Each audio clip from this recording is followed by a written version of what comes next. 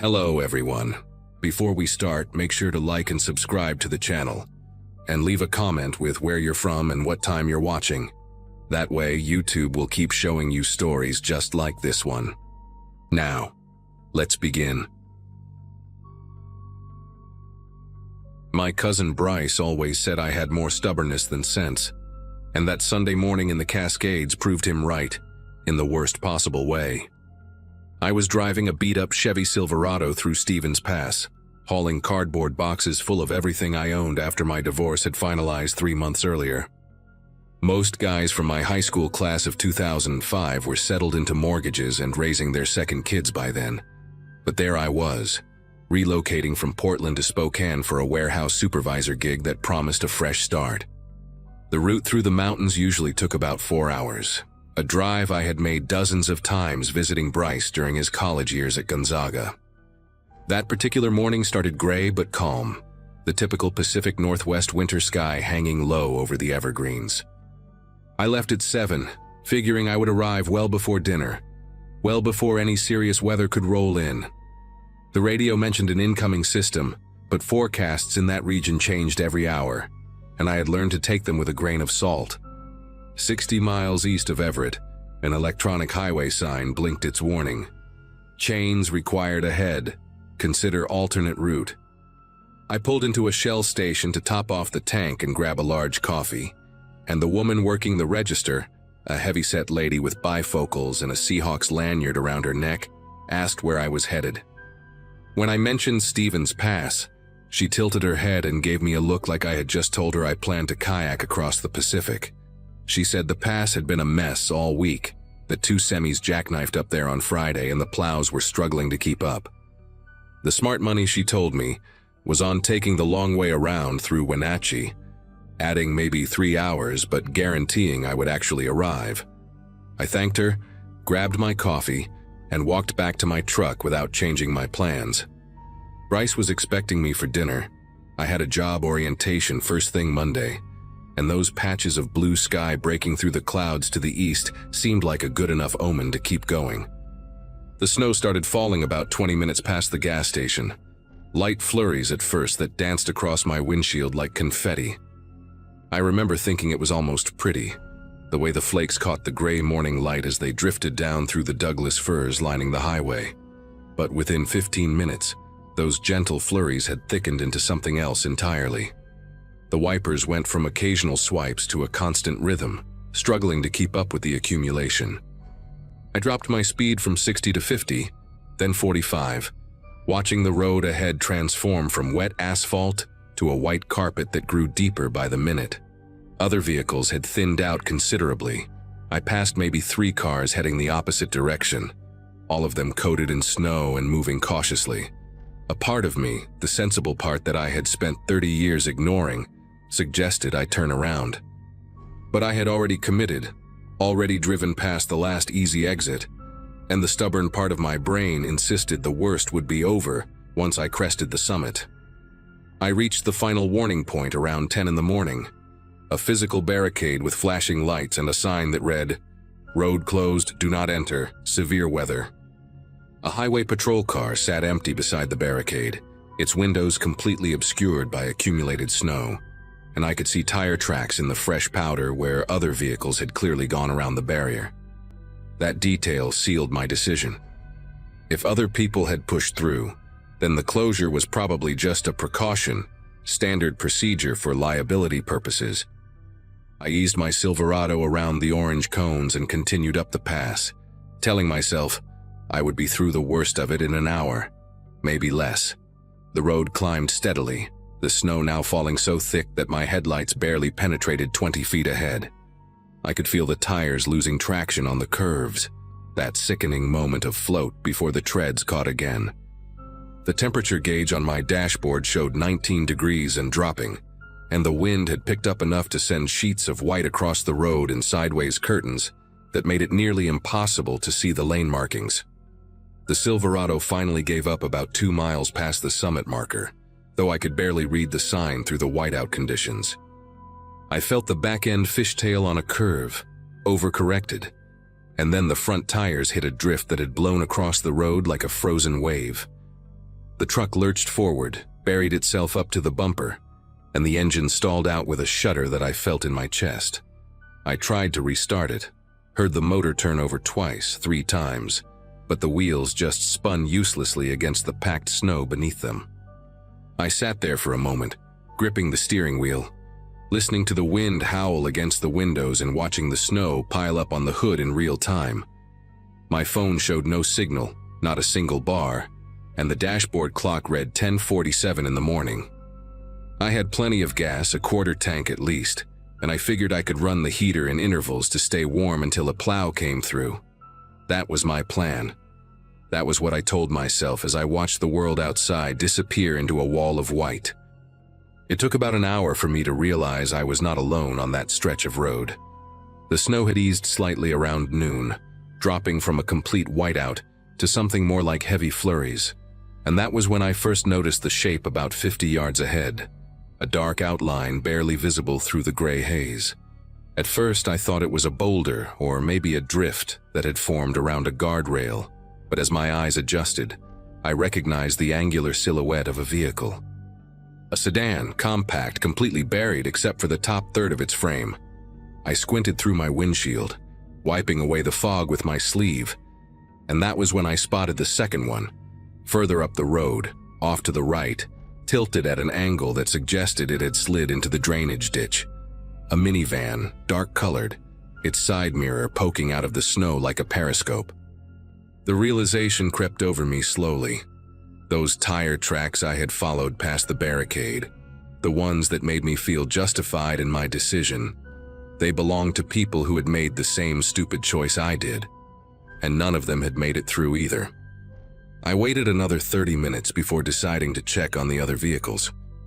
The rational part of my brain said there might be other people out there, maybe someone with a working phone or a better plan than sitting in a freezing truck hoping for rescue. I bundled up as best I could. A fleece jacket, a hoodie underneath, work gloves that were not designed for this kind of cold, and pushed open my door against the wind. The snow came up past my knees immediately, and the cold hit my face like a slap, sharp and vicious in a way that made my eyes water. I trudged toward the sedan first, each step a battle against the drifts, my breath forming thick clouds that the wind tore away instantly. It took me nearly 10 minutes to cover those 50 yards. When I finally reached the car, a silver Toyota, probably a Corolla, I noticed something that made me stop in my tracks. The driver's side window had scratches on the inside, long, frantic marks in the frost, like someone had been clawing at the glass. The door handle was packed with ice, frozen solid, and when I tried to pull it open, it would not budge. I wiped snow from the window and pressed my face close, cupping my hands around my eyes to see inside. The car was empty. A purse sat on the passenger seat, its contents spilled across the floor mats. Lipstick, a wallet, loose coins scattered like someone had been searching desperately for something. The minivan was worse. I almost did not make it there. The wind had picked up again, and every few seconds a gust would hit me hard enough to make me stagger sideways. But I kept going, driven by some morbid need to understand what had happened on this road before I arrived. The minivan sat at a steep angle in the ditch, its front end buried so deep that the hood was completely invisible beneath the snow. As I got closer, I could see that the sliding door on the passenger side was open, or rather, it had been open at some point before the snow sealed it in place. A thick ridge of ice now filled the gap, like the door had frozen mid-motion.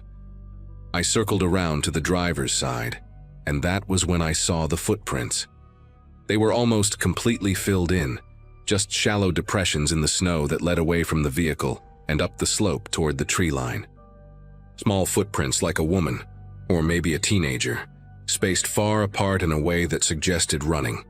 I followed them with my eyes as far as I could, maybe 30 feet up the hill, before they disappeared entirely into the white void between the pines. Whoever had left those tracks had fled into the forest during a blizzard, and I could not imagine any scenario where that ended well. I made it back to my truck around 1 in the afternoon, shaking so hard I could barely grip the door handle. The cold had seeped through my clothes, through my skin, settling into my bones like something alive. I started the engine and cranked the heater to maximum, holding my hands over the vents until the pain in my fingers shifted from numbness to a sharp, prickling burn. My mind kept circling back to those scratches on the Toyota's window, those frantic marks that told a story I did not want to understand. The woman in that car, I assumed it was a woman based on the purse, had tried to claw her way out. The door must have frozen shut, trapping her inside, and she had panicked. But the car was empty now, which meant she had eventually escaped somehow. Maybe someone had helped her. Maybe she had found another way out. I kept telling myself variations of that story. Versions where everyone made it to safety, where the footprints leading into the woods belonged to someone who found shelter at a ranger station or a cabin. But the purse on the seat, the wallet still inside with what I assumed was ID and credit cards. Nobody leaves that behind unless they are running from something more urgent than a storm. The temperature dropped faster than I expected once the sun began its descent behind the mountains. By 3 in the afternoon, the light had turned a dull, bluish gray, and my dashboard thermometer showed 4 degrees. I had been running the engine in 15-minute intervals, trying to conserve gas while keeping the cab warm enough to survive. During one of those quiet periods, with the motor off and the wind screaming outside, I heard something that made every muscle in my body go rigid.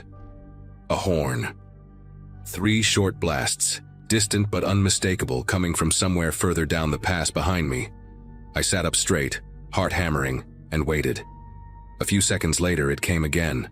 3 honks, weaker this time, followed by silence. Someone else was out there, someone still in their vehicle, still alive and trying to signal for help. I grabbed my flashlight from the glove compartment and considered going out there, considered trudging back down the road to find them. But the light was fading fast.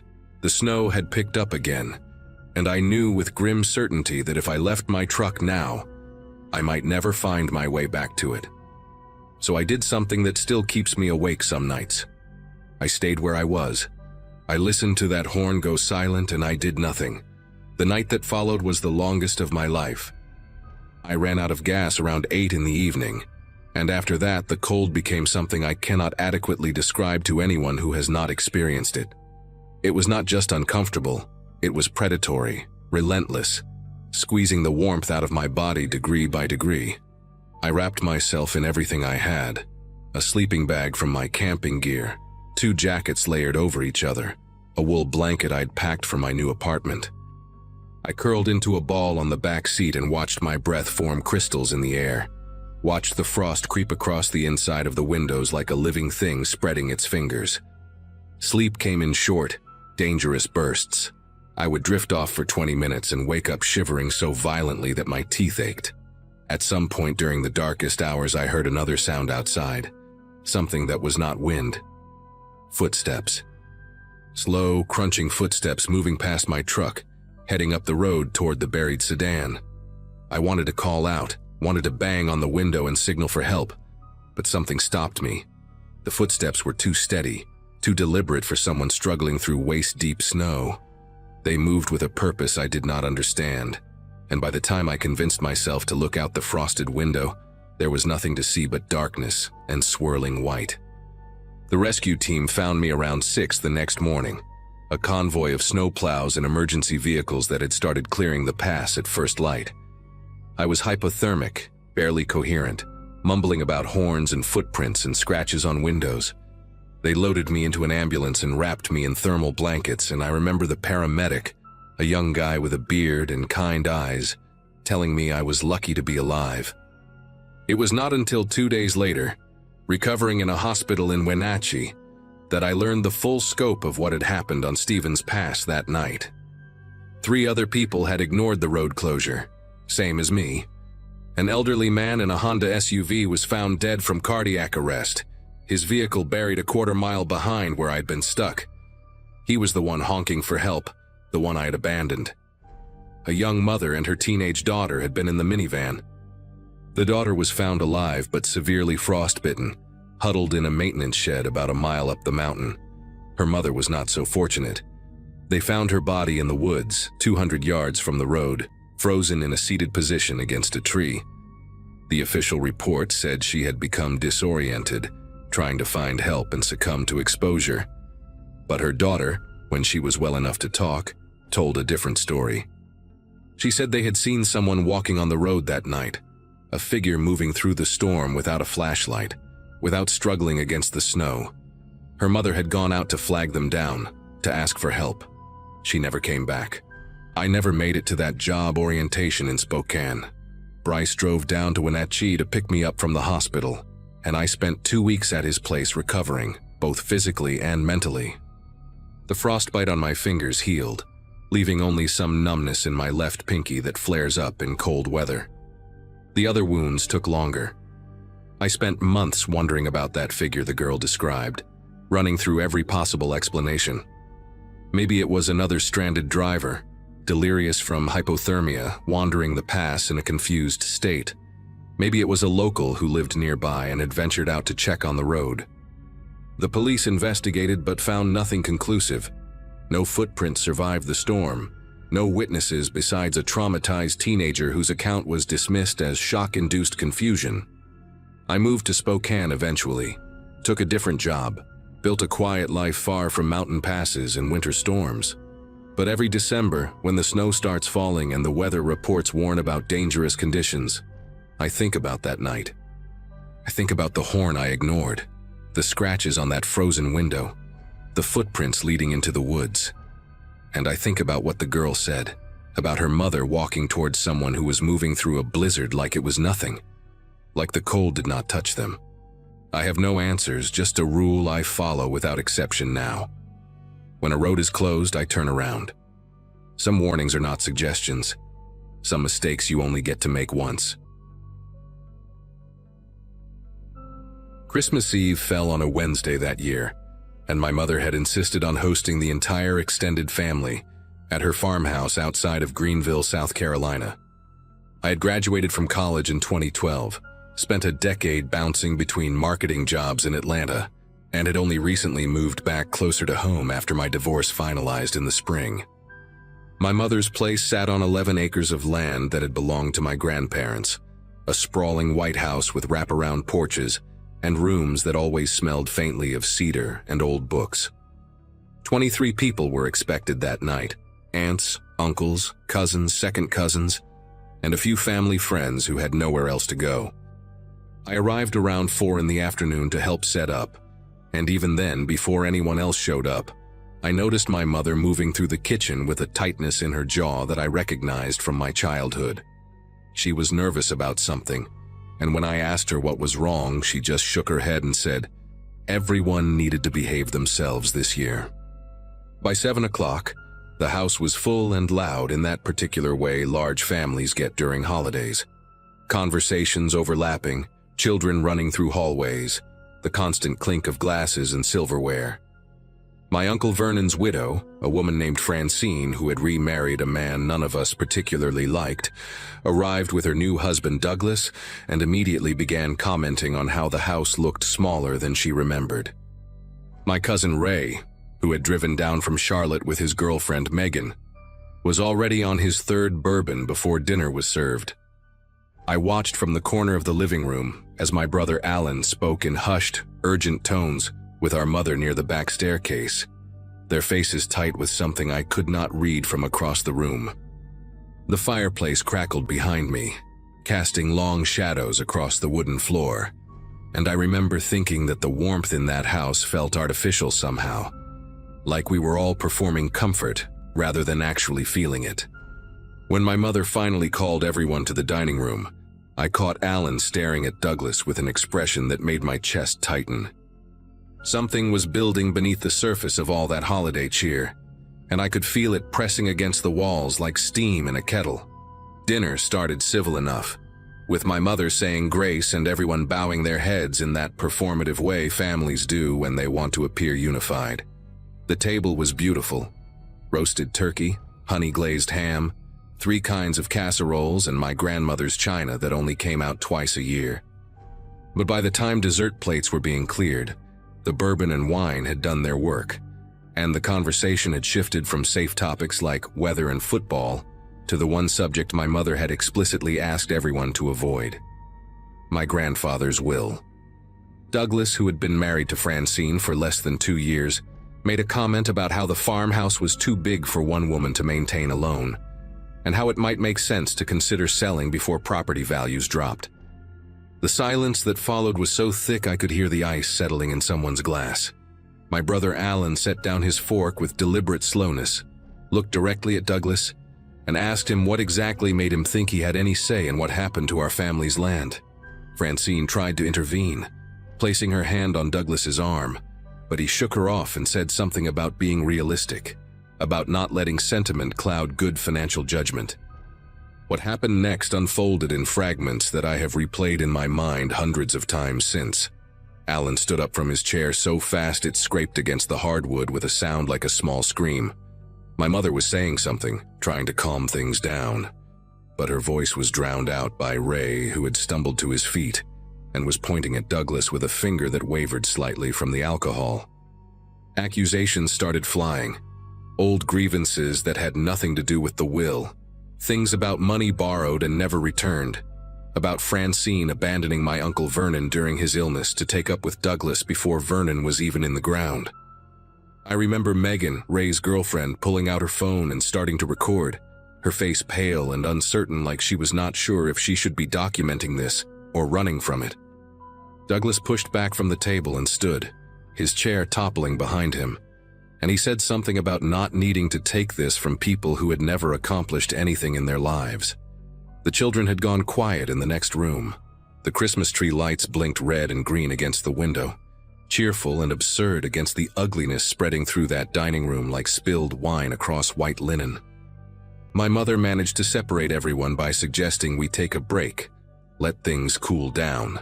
Douglas and Francine retreated to the guest room on the second floor, and I could hear their muffled argument bleeding through the ceiling as I helped clear dishes in the kitchen. Alan had gone outside to smoke on the back porch, something he only did when he was truly upset, and Ray had passed out on the couch in the den with Megan sitting beside him, scrolling through her phone with a troubled expression. The other relatives had scattered, some to the front porch, some to their cars to retrieve forgotten gifts, a few of the older cousins taking the children upstairs to watch a movie and escape the tension. I found myself alone with my mother in the kitchen around 11, both of us washing dishes in silence, and that was when she told me something that changed everything. She said Douglas had been pressuring Francine for months to contest the will, claiming that my grandfather had not been of sound mind when he wrote it, and that Francine deserved a larger share as Vernon's widow. My mother's hands were deep in soapy water, but I could see the tremor running through her shoulders. She said Alan had found emails between Douglas and a lawyer in Charlotte, emails that outlined a strategy to claim the farmhouse and the land, and that Alan had confronted Douglas about it 3 weeks earlier in a phone call that had ended with threats on both sides. I asked my mother why she had not told me any of this before, and she just shook her head and said she had hoped it would blow over, that Douglas would realize he was outnumbered and outmatched and just let it go. But now, standing in that kitchen with the sounds of a fractured family echoing through the house, she admitted she had been foolish to think pride and greed could ever be reasoned with.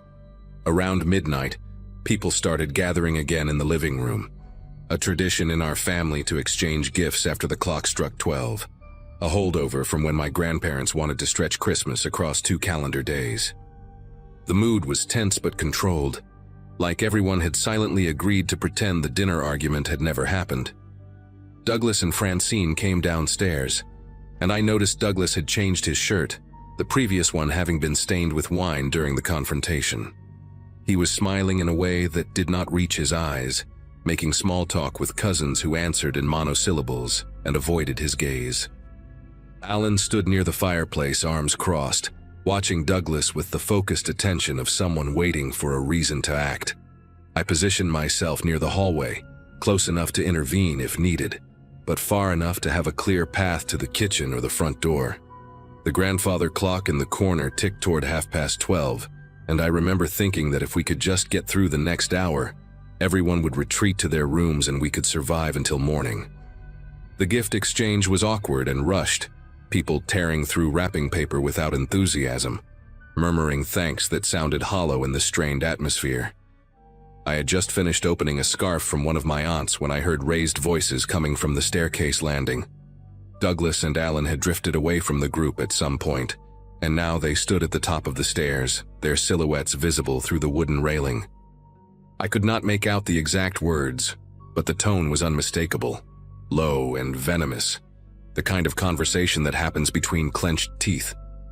Francine noticed too and started moving toward the stairs, calling Douglas's name with a sharpness that cut through the ambient noise.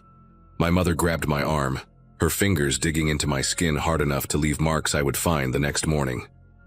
Everything after that happened in a span of maybe 4 seconds, but in my memory it stretches out like taffy, each moment distinct and terrible.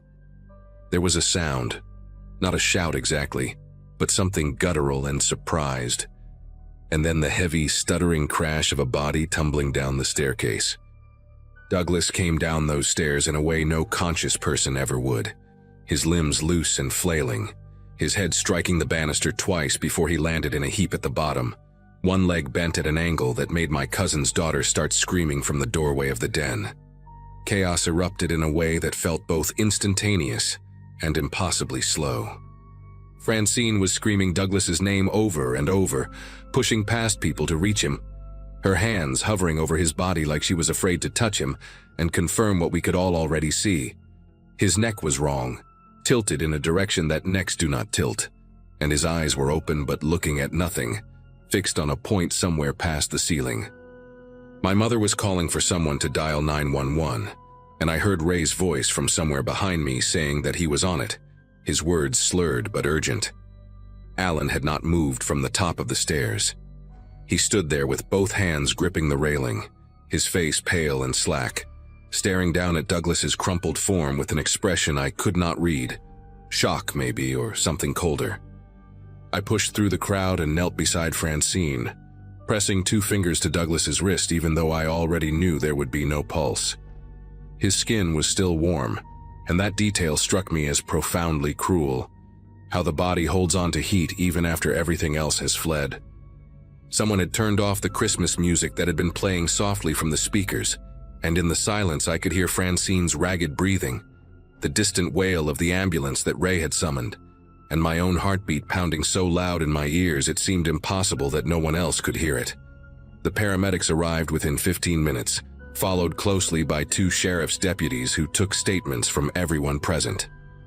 Alan told them he and Douglas had been talking on the landing, that Douglas had been drinking heavily and stumbled backward, losing his balance and falling before Alan could grab him.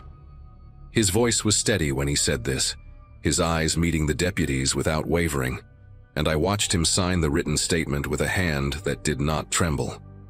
Francine was too hysterical to give a coherent account, and the deputies decided to interview her the following day once she had calmed down. The rest of us corroborated what we could. Yes, there had been tension at dinner. Yes, Douglas had been drinking. Yes, we had heard raised voices but had not seen the actual fall. The deputies seemed satisfied, treating the whole thing as a tragic accident, the kind of thing that happens when alcohol and steep old staircases mix. By 3 in the morning, Douglas's body had been taken away. Francine had been sedated by a doctor someone called, and the remaining family members had either gone to bed or driven home in stunned silence. I lay awake in my childhood bedroom, staring at the ceiling, listening to the house settle around me. Something was gnawing at my mind, a detail I could not quite grasp, like a word stuck on the tip of my tongue.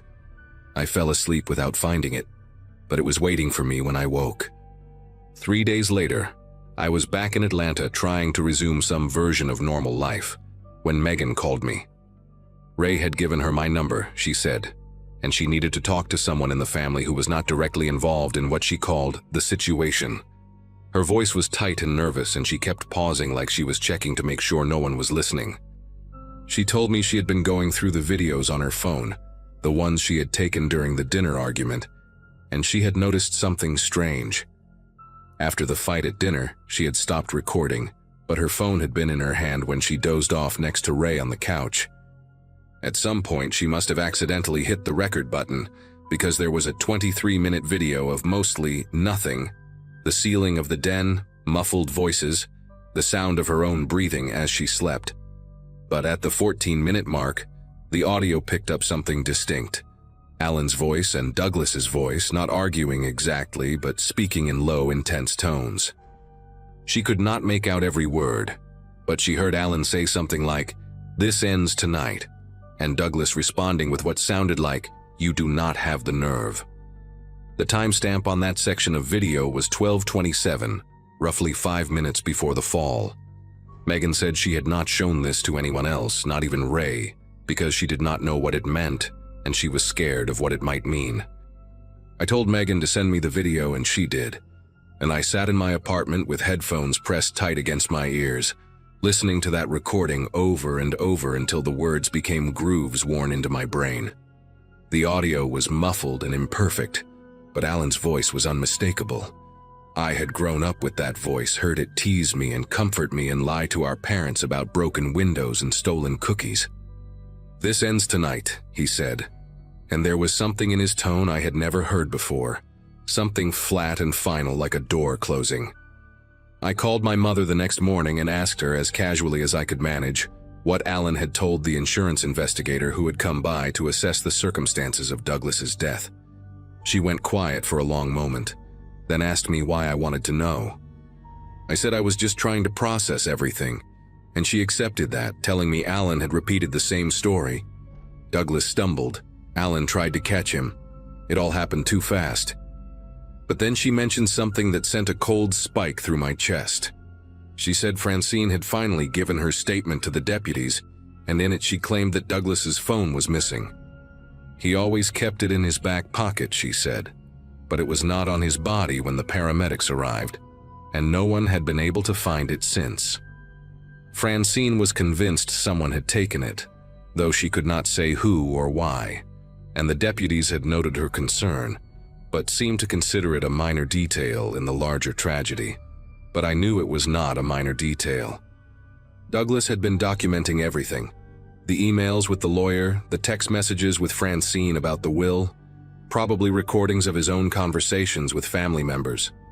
If someone wanted to erase evidence of premeditation or motive, that phone would be the first thing to disappear. I thought about calling the sheriff's office, about handing over Megan's recording and telling them about the missing phone and the emails Alan had found. But every time I reached for my own phone, I pictured my brother's face, my mother's face, the farmhouse that had held 4 generations of my family. I thought about what it would mean to accuse Alan publicly, to tear apart what remained of our family over suspicions I could not prove, and a recording that might mean nothing at all. In the end, I did something I am not proud of. I called Alan directly and told him I knew about the conversation before the fall, that I had audio and that Francine was asking questions about Douglas's missing phone. The silence on his end of the line lasted so long, I thought he had hung up. When he finally spoke, his voice was calm and measured, and he said only this: Douglas was going to destroy everything our grandparents built. He fell. That is what happened, and that is what everyone believes, and you need to ask yourself what kind of sister you want to be.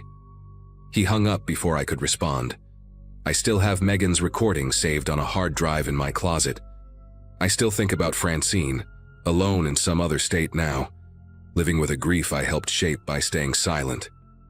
Some nights I convince myself that Douglas really did stumble, that Alan's words were just the frustrated venting of a man protecting his family, that the missing phone was lost in the chaos and nothing more. But most nights, I lie awake and replay those 4 seconds in my mind, the guttural sound, the crash, my brother's hands gripping the railing, and I know that I chose my family over the truth. I do not know if I will ever be able to live with that choice, but I have learned that living with it and making peace with it are 2 very different things. Driving for a private delivery app became my second job right after I graduated community college, and by December of 2022, I had been doing it long enough to know the rhythm of the work. 26 years old, splitting my time between warehouse shifts and evening deliveries, finally putting some real money aside for the first time in my life. That particular night, December 24th, I had already knocked out 8 stops across the suburbs of Columbus, Ohio, and I was ready to call it quits by 9 so I could make it to my mom's place for our traditional late dinner. She always waited for me no matter how late I ran, and that year my younger sister was bringing her new boyfriend to meet everyone. I remember feeling that good kind of tired, the one that comes from a productive day when you know the finish line is close. My phone buzzed at 8:47 with a new delivery request, and my first instinct was to swipe it away without reading it. But my thumb hovered there for a second, and I made the mistake of checking the details. The pickup location was a storage facility on the east side, already 15 minutes in the wrong direction from where I needed to be. What stopped me from declining right away was the payout. $80 for a single delivery, almost triple what I would normally get for that distance. The customer note explained it was a last-minute gift that had to arrive before midnight, and they were willing to pay extra for someone willing to work on a holiday. I sat in my parked car outside a Wendy's, engine running, doing the math in my head.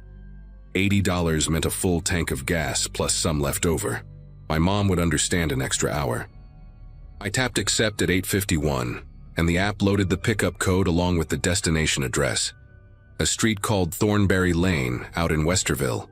I knew the area from previous jobs, one of those neighborhoods with big lawns and houses that all looked like they belonged in a catalog. Nice people, good tippers, the kind of customers who never gave you problems.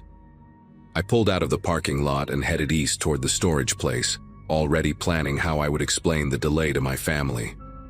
The storage facility was one of those 24-hour access places with a keypad at the gate and rows of orange metal doors under fluorescent lights. I punched in the code the app gave me, and the gate rattled open slow enough to test my patience. Unit 117 was near the back, tucked in a corner where the overhead lights flickered every few seconds. When I unlocked it with the second code, I found exactly what the job description said. A single cardboard box, maybe 2 feet by 2 feet, sitting alone on the concrete floor of an otherwise empty unit. No labels on the box, no company logo, no return address. Just plain brown cardboard sealed with clear packing tape. It was lighter than I expected when I picked it up, maybe 5 or 6 pounds at most. I remember thinking it was strange that someone would rent a whole storage unit just for one box. But people do weird things, and I'd learned not to ask questions. I loaded it into my back seat, locked up the unit, and got back on the road by 9:20. Thornberry Lane turned out to be about 25 minutes from the storage place, and I spent most of the drive listening to a podcast about unsolved disappearances. Kind of ironic now that I think about it. The neighborhood was exactly how I remembered it, quiet and clean and decorated for the season. Wreaths on doors, lights wrapped around porch columns, inflatable snowmen glowing in front yards. The house I needed was number 4127, a 2-story colonial-style place with dark green shutters and a circular driveway. What caught my attention first was that all the lights were off. Not just dim, but completely dark. No Christmas lights outside, no glow from the windows, nothing. Every other house on the block was lit up like a postcard, but this one looked like nobody was home. I pulled into the driveway at 9:48, and the app automatically logged my arrival time along with my GPS coordinates. Standard procedure, nothing unusual. I grabbed the box from the back seat and walked up to the front door, my breath visible in the cold air. I rang the doorbell and waited. Nothing. I could hear the chime echo inside the house, a 2-tone sound that seemed louder than it should have been in all that silence. After maybe 30 seconds, I knocked 3 times on the door.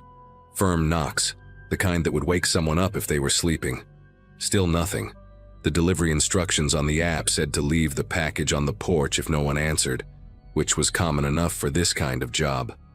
But something made me hesitate before I just dropped it and left. The front door had a narrow window panel on the right side, frosted glass with a decorative pattern, and I leaned in close to see if I could make out any movement inside. What I saw was just darkness and vague shapes of furniture in what looked like a living room.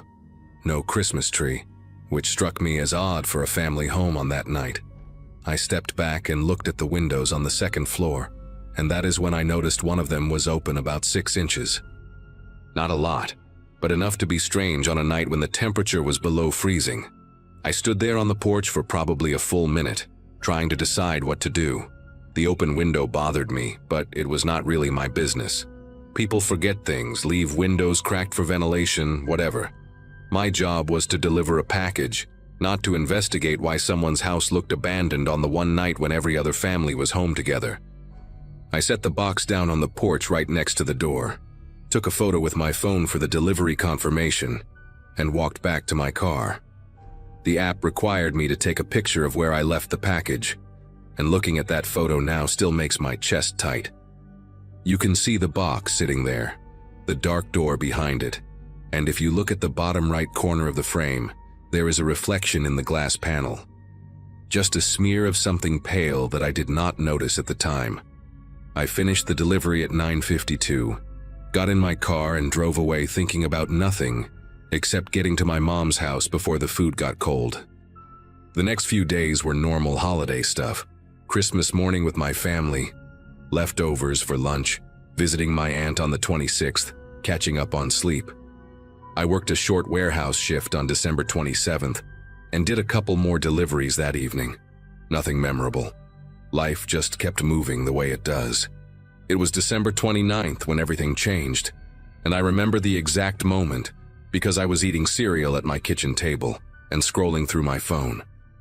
A local news headline popped up on my feed, something about a family found dead in Westerville. I almost scrolled past it, the way you do with most bad news that does not involve you directly. But then I saw the street name, Thornberry Lane, and I stopped chewing. The article said police had discovered the bodies of 3 people inside a home after a relative called in a welfare check: a man, a woman, and their teenage daughter. The house number was not in the article, but there was a photograph taken from the street, and I recognized those dark green shutters immediately. I recognized the circular driveway where I had parked my car 5 nights earlier. I put my phone down and just sat there for a while trying to process what I was reading. The article did not give many details about what happened inside that house, just that police were treating it as a homicide investigation, and that the medical examiner was working to establish a timeline. But there was one line that made me feel like all the air had left the room. Authorities believed the family had been dead for several days before they were found, possibly since the evening of December 24th. I grabbed my phone again and opened the delivery app, scrolling back through my completed jobs until I found it. December 24th, 9:48 arrival, 9:52 completion, 4127 Thornberry Lane. The timestamp placed me at that house on the same night the family was last seen alive. I had been standing on that porch, ringing that doorbell, knocking on that door, while something terrible had either just happened or was still happening inside. The thought made me push my cereal bowl away because I suddenly felt like I might throw up. I spent the next hour going through every news article I could find about the case, but details were scarce. The family's name was Hartman, Glenn Hartman, his wife Melissa, and their 15-year-old daughter Caitlin. Neighbors described them as quiet and friendly, the kind of people who always waved but kept to themselves. No one had seen anything suspicious, no one had heard anything unusual. The welfare check had been requested by Melissa's sister in Pennsylvania, who got worried when no one answered calls or texts for days. That was all the news had to offer. I kept thinking about that open window on the 2nd floor, how strange it seemed at the time, how I had talked myself out of caring about it. And then I remembered the photo, the delivery confirmation photo I had taken of the package on the porch. I opened my camera roll and found it, December 24th at 9:52 in the evening. The box sitting there, the dark door, and in that narrow glass panel to the right, that pale smear I had dismissed as nothing. I zoomed in as far as my phone would allow, and my whole body went cold. It was a face, blurry and distorted by the frosted glass, but unmistakably a face pressed against the window from inside, looking out at me. For a long time I just stared at that image, trying to convince myself I was seeing things. Maybe it was a reflection of something outside. Maybe it was a curtain or a piece of furniture that happened to look like features in the low light. But the more I looked, the more certain I became. There were eyes, a nose, the shape of a mouth. Someone had been standing right there on the other side of that door while I knocked, while I waited, while I set down the package and took this picture. They had watched me walk back to my car and drive away. I did not know if it was one of the family members, still alive at that point, and unable to call for help, or if it was whoever had killed them. Both possibilities made me sick in different ways. I knew I had to call the police, but I also knew what that meant. I would have to explain why I was there, show them my delivery records, hand over this photo. My timestamp put me at a crime scene. My face might end up on the news as a person of interest. But I could not live with keeping this to myself, so I found the number for the Westerville Police Department and made the call that would change everything about the next few months of my life. The detectives interviewed me 3 separate times over the following weeks. They took my phone, examined the photo, pulled all my delivery records and GPS data from that night. For about 2 weeks, I was genuinely afraid they considered me a suspect, even though my timeline showed I was only at the house for 4 minutes. They asked me the same questions over and over. Did I see anyone else on the street? Did I hear anything from inside? Did I notice any vehicles parked nearby? I told them everything I could remember, which was not much. The dark house, the open window, the silence when I knocked. They never told me directly what happened to the Hartman family, but I pieced together enough from news reports and the questions they asked. It was bad. The kind of bad that makes you understand why some details never get released to the public. What I do know is that the medical examiner placed the time of death somewhere between 7 and 10 in the evening on December 24th, which means whoever was behind that glass door when I took that photo could have been the last person to see the family alive, or the first to see them dead. The detectives enhanced the image from my phone, but the frosted glass made it impossible to identify any features. Just a shape. Just proof that someone was there, watching me, breathing on the other side of that door while I stood 3 feet away. The case is still open. That is what the detective told me the last time we spoke, about 8 months after my initial call. No arrests, no named suspects, no clear motive.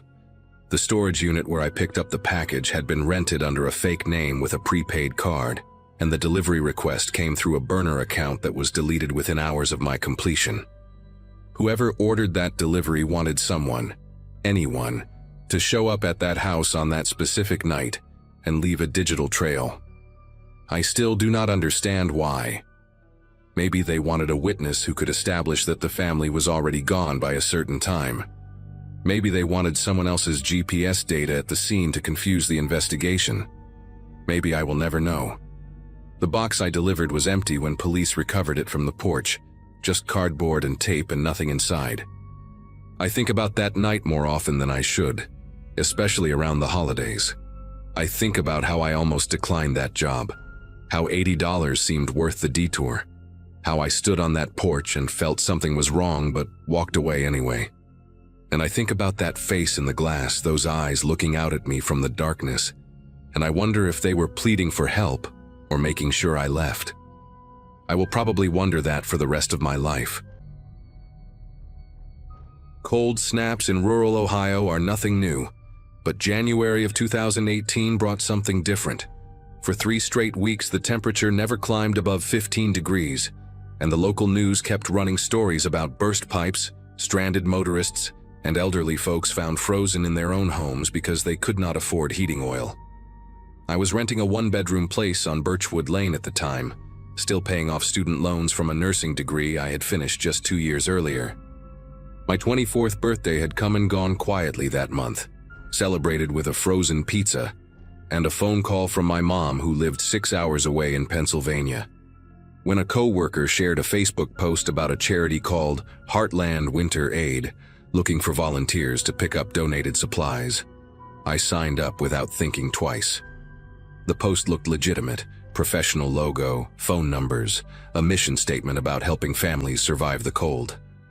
They needed people with vehicles to collect surplus food and blankets from rural drop-off points and bring them to a distribution center in town. I woke up on that Saturday to a sky the color of old concrete and a text message confirming my volunteer assignment.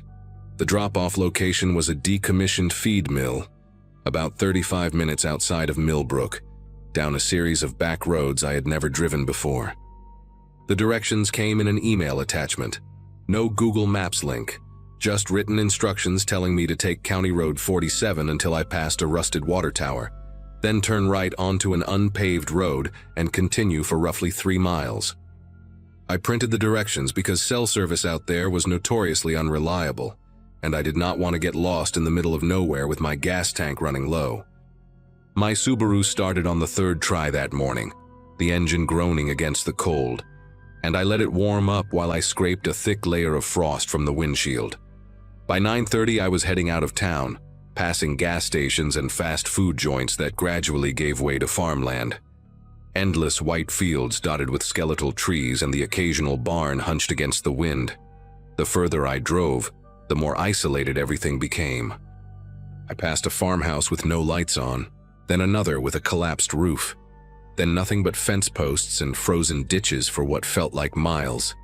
The rusted water tower appeared right where the directions said it would, a hulking brown cylinder rising from the flat landscape like some kind of forgotten monument. I turned right onto the unpaved road and immediately felt my tires struggle for traction on the frozen gravel. The path was narrow, barely wide enough for one vehicle, bordered on both sides by dense thickets of bare branches that scraped against my windows as I crept forward. I checked my phone and saw exactly what I had expected. No signal, not even a single bar. A small knot of unease formed somewhere in my chest, but I told myself I was being paranoid. This was a charity pickup, nothing more. Plenty of rural locations had poor reception. I kept driving, counting the miles on my odometer, watching for the old feed mill with the faded red siding that the email had described. I spotted the building at exactly the 3-mile mark, just like the directions promised. It sat at the end of the road in a clearing surrounded by overgrown brush and rusted farm equipment, half buried in snow. The structure was larger than I had imagined. A main warehouse with a peaked metal roof and 2 smaller outbuildings flanking it on either side. The red paint had peeled away in long strips, revealing gray wood beneath, and several windows on the upper level were shattered or missing entirely. 2 pickup trucks were already parked near the main entrance, both of them newer models that seemed out of place against the decay of everything else. I pulled up beside them and shut off my engine, scanning the area for any sign of other volunteers or the donation boxes I was supposed to collect. The silence that followed was absolute, broken only by the ticking of my cooling engine and the faint whistle of wind through the broken windows above. I sat there for a long moment, hands still on the steering wheel, waiting for someone to emerge from the building and wave me over. After about 2 minutes of nothing, I decided to get out and look around. The cold hit me like a wall the second I opened my door, that deep, biting January cold that makes your lungs ache with every breath. I zipped my coat up to my chin and walked toward the main entrance, my boots crunching on frozen gravel. The warehouse door was a massive sliding thing made of corrugated metal, rusted at the edges and hanging slightly crooked on its track. It stood open about 3 feet, just enough for a person to slip through. I called out a hello and my voice echoed back at me from somewhere inside, flat and hollow. No response came. I was about to call out again when I heard footsteps behind me, and I turned to find 2 men walking toward me from the direction of the smaller outbuilding on the left. They moved with a casual slowness that made me uneasy, their hands stuffed into the pockets of heavy work jackets. One was tall and broad-shouldered, with a thick brown beard and a camouflage hunting cap pulled low over his forehead. The other was shorter, wiry, with pale skin and a shaved head that made his ears look too large for his face. The bearded one spoke first, his voice carrying across the frozen air between us. He asked if I was the volunteer, and I said yes, that I was here to pick up the donation boxes for Heartland Winter Aid. Something shifted in his expression when I said that. A flicker of amusement, maybe, or recognition. The shorter one had circled around to my right, positioning himself between me and my car in a way that seemed deliberate. I felt a pulse of alarm shoot through my body, a primal warning signal that I tried to ignore. The bearded man told me there had been a change of plans, that the donations were being stored in the back building, and I would need to help them load everything. He gestured toward the outbuilding behind him, the one with no windows and a padlock hanging open on its door. I told him I would just pull my car around to make loading easier. But when I turned to walk back to my Subaru, the shorter man was already standing beside the driver's side door, his hand resting on the handle. He smiled at me, a thin and joyless thing that never reached his eyes, and said there was no need for that. That was when everything changed. The bearded man dropped all pretense of friendliness and told me I had made a mistake coming here. He said people like me were always trying to steal from them, showing up to take what did not belong to them. I tried to explain that I was just a volunteer, that someone from the charity had sent me, but my words seemed to bounce off him without making any impact. His voice got louder, angrier, accusing me of being part of some scheme to rob them of their donations. None of it made sense. There were no donations here, no boxes, no supplies, nothing but abandoned buildings and frozen dirt. The shorter man had pulled something from his pocket, and when I glanced over I saw it was a knife with a black handle and a blade about 4 inches long. He was not pointing it at me, just holding it loosely at his side, but the message was clear enough. My heart was hammering so hard I could feel it in my throat. I raised my hand slowly and told them I did not want any trouble, that I would leave right now and never come back, that I would forget I ever saw this place. The bearded man stepped closer, close enough that I could smell cigarette smoke on his jacket and see the broken capillaries in his nose. He asked me where my phone was, and I lied without thinking, said I had left it at home. He did not believe me. He told the shorter one to check my pockets, and before I could react, the wiry man was behind me, his free hand digging into my coat while the knife stayed visible in the other. He found my phone in my inside pocket and tossed it to the bearded man, who caught it and immediately powered it off. Then he asked about my purse, my wallet, anything else of value. I told him my purse was in the car, on the passenger seat, and he sent the shorter man to retrieve it. I stood there in the freezing cold, my breath coming in short white puffs, watching a stranger rifle through my belongings. He pulled out my wallet, counted the $43 I had inside, and pocketed the cash along with my debit card. He found my keys too, the ones I had stupidly left in the center console, and he held them up with a look that made my insides turn to water.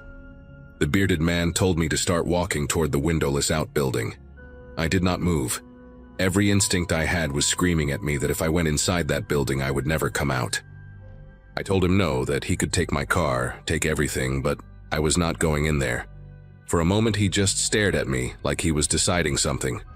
Then the shorter man moved, quick as a snake, and I felt the cold edge of the blade press against the side of my neck. Not cutting, just resting there, a promise of what could happen. The bearded man leaned in close and said that I could walk on my own 2 feet, or they could drag me. Those were my options. My legs started moving before my brain had fully processed the threat, carrying me toward that building, like they belonged to someone else.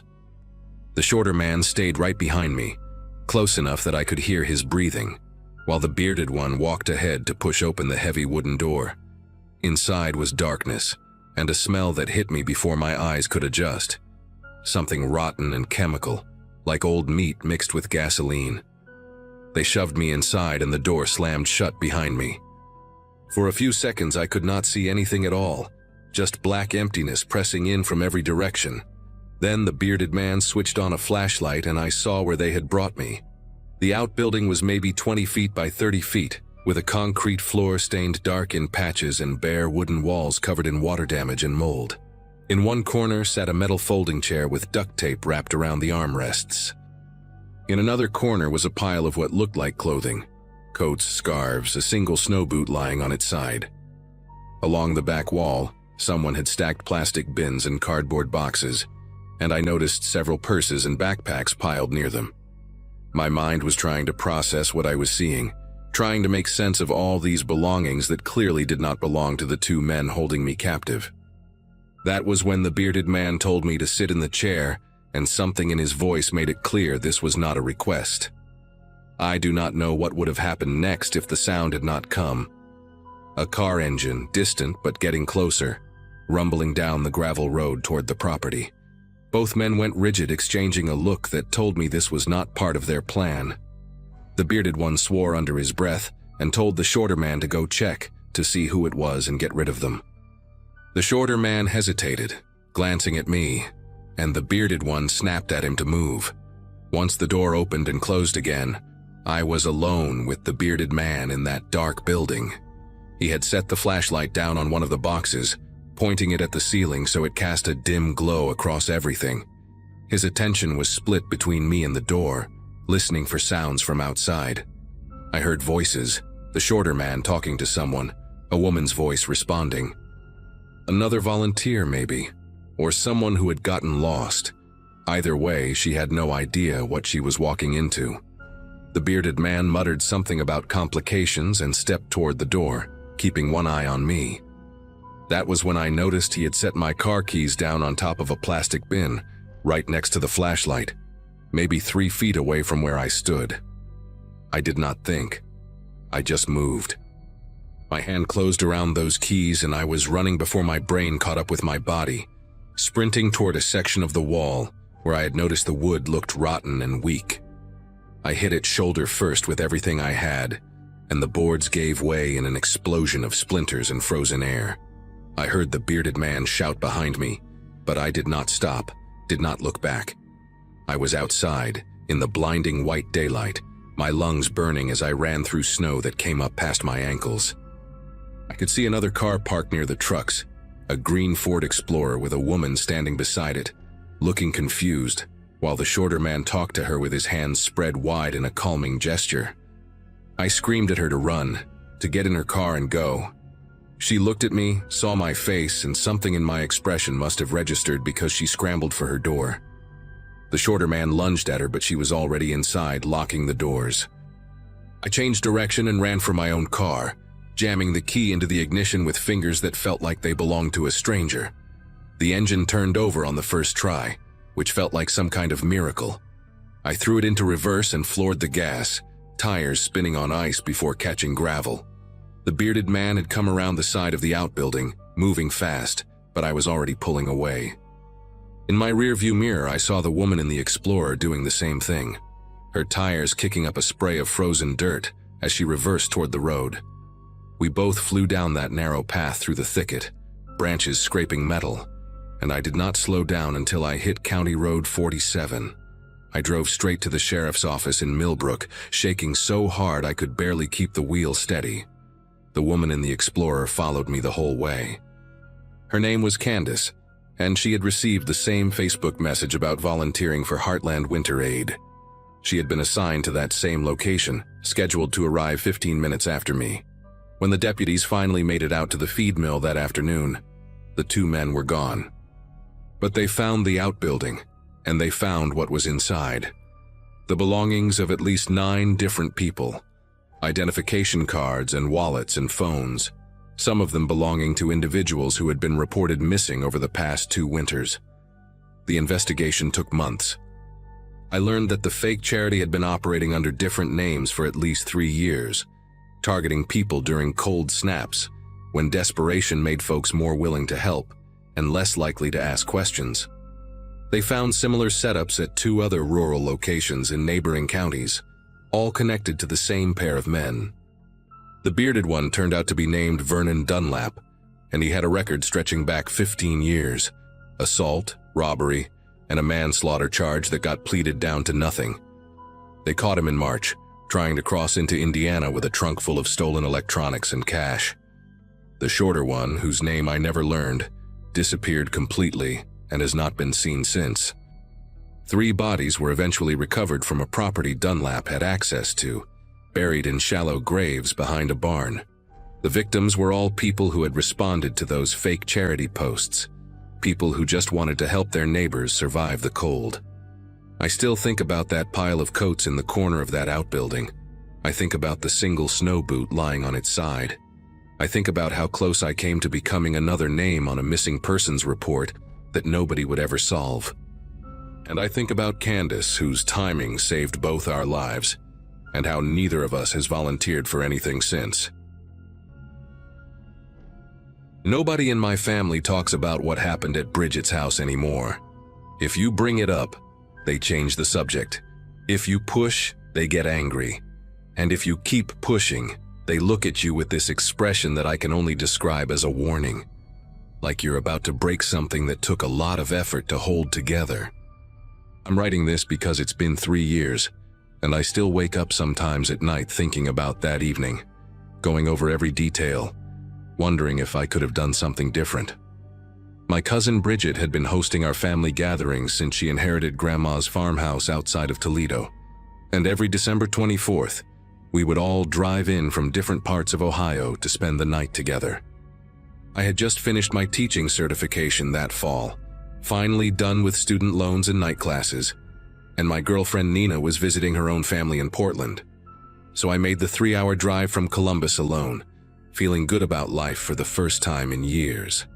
When I pulled into the gravel driveway around 4 in the afternoon, I counted 7 cars already lined up along the wooden fence. Everyone had arrived early. The farmhouse looked the way it always did. White lights on the porch, a wreath on the door, smoke curling from the chimney. I grabbed my bag of presents and walked up the steps, already hearing voices and laughter from inside. But when Bridget opened the front door, her face made me stop mid-step. She smiled and said my name and hugged me, but her eyes kept moving past me, checking something behind her. She had lost weight since Thanksgiving, and no amount of concealer could hide the dark circles under her eyes. Before I could ask if she was okay, her husband Oliver appeared at her side and put his hand on her shoulder. She flinched, just for a second, barely visible. And then Oliver was shaking my hand, taking my coat, telling me how glad they were I could make it. I walked into the living room where my uncles were arguing about football, and I pushed that small moment out of my mind. The first couple of hours went the way they always did. My Aunt Francine was in the kitchen with my mom, both of them fussing over the ham and the green bean casserole.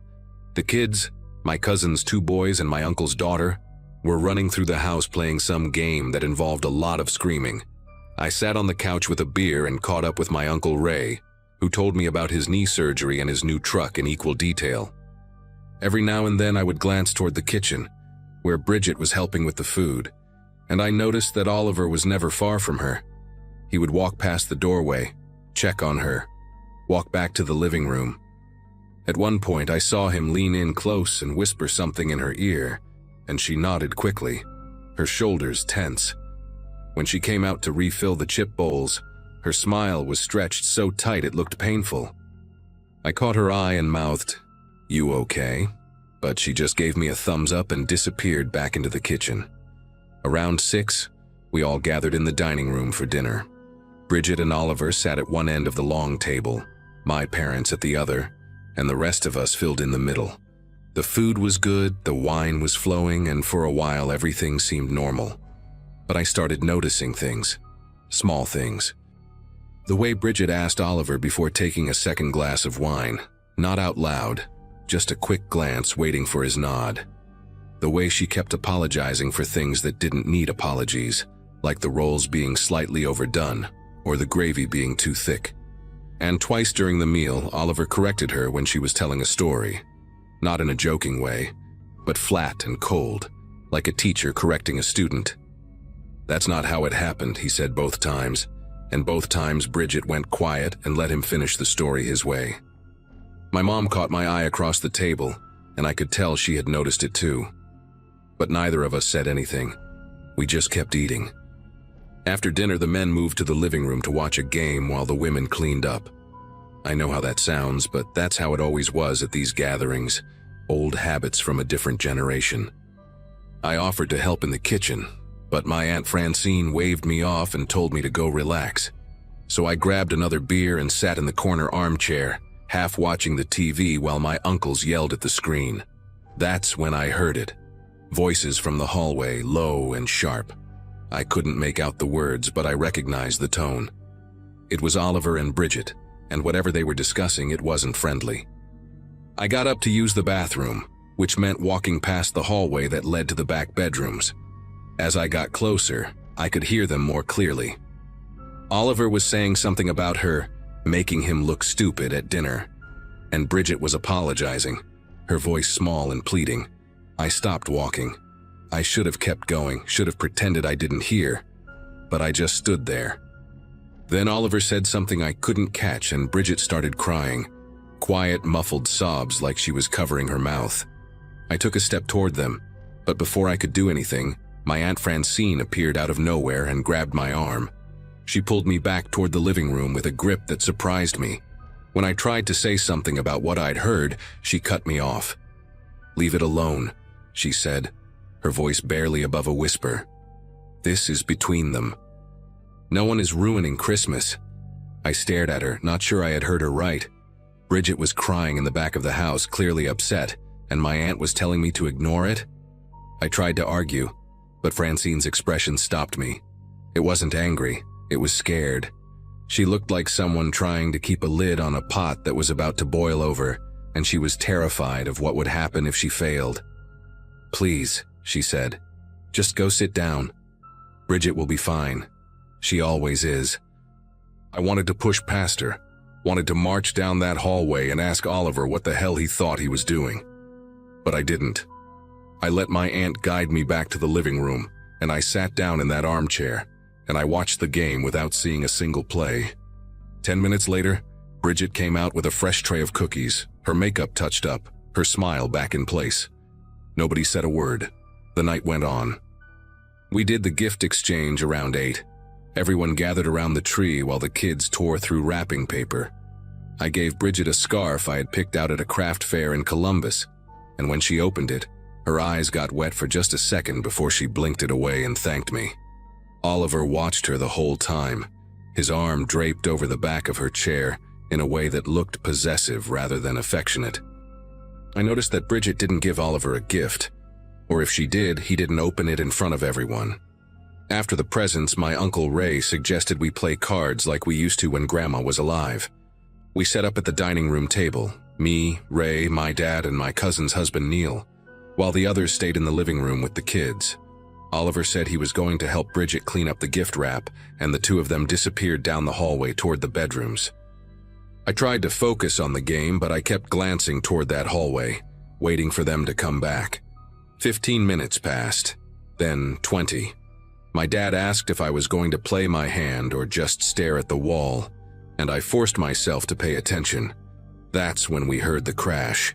It came from somewhere in the back of the house, a heavy muffled thud followed by the sound of something breaking, glass maybe, or ceramic.